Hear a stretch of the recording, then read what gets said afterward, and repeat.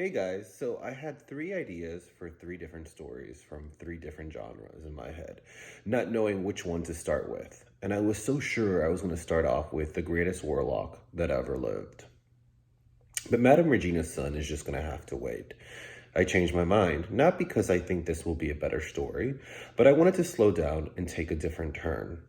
I've been writing a lot of mystery, thriller, and horror and fantasy, and I wanted to go into another direction.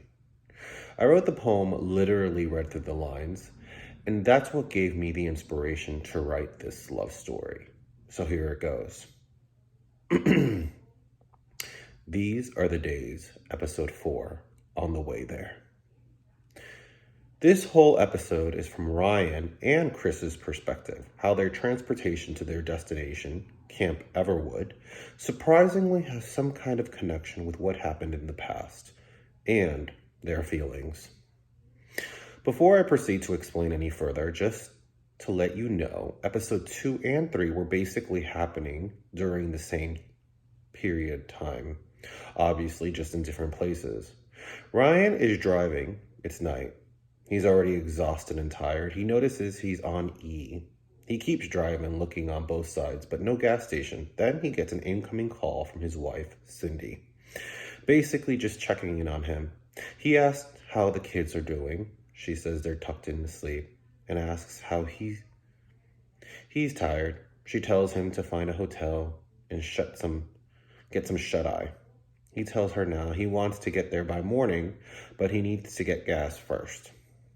There's a long pause in their conversation, and his wife decides to bring up that his mother has called her again. She knows he doesn't want to hear this. She knows what he thinks. She knows he's blocked her from calling. So why is she even having this conversation to begin with? It's pointless. He basically says, okay, and then she tells him that Harry, the second husband to his mother, the one that was abusive, got into a car accident and didn't make it. I think the flashback Ryan has of him younger, running from him, stepfather, when his mother wasn't home, was so intense, especially when he locks him in the closet. It just shows you how hostile that environment was at that time.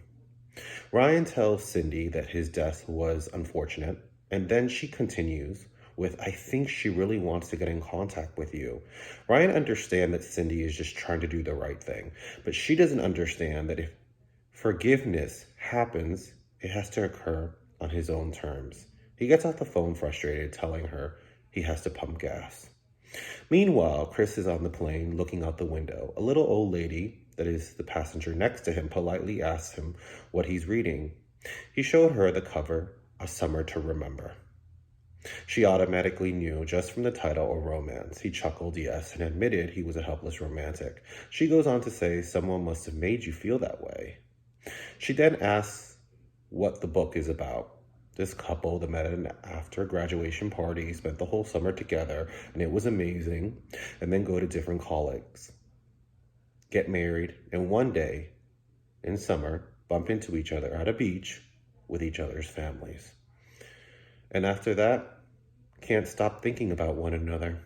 So obviously the reason he's reading it is because it reminds him of Ryan.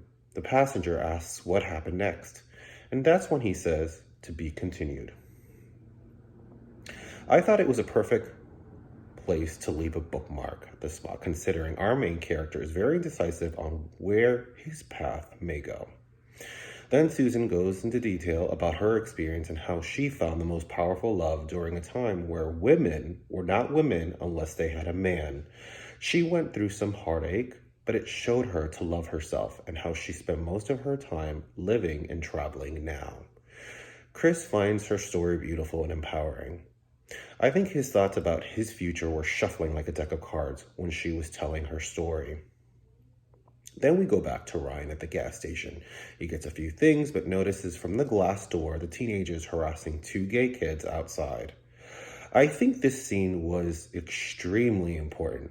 By him making a move and standing up for these two boys is his way of fixing what went wrong with Chris. But still, he feels so guilty, which makes us think maybe that's the reason he decided to take this trip to begin with. Well, I guess we're just going to have to wait and see. Stay tuned for the next episode.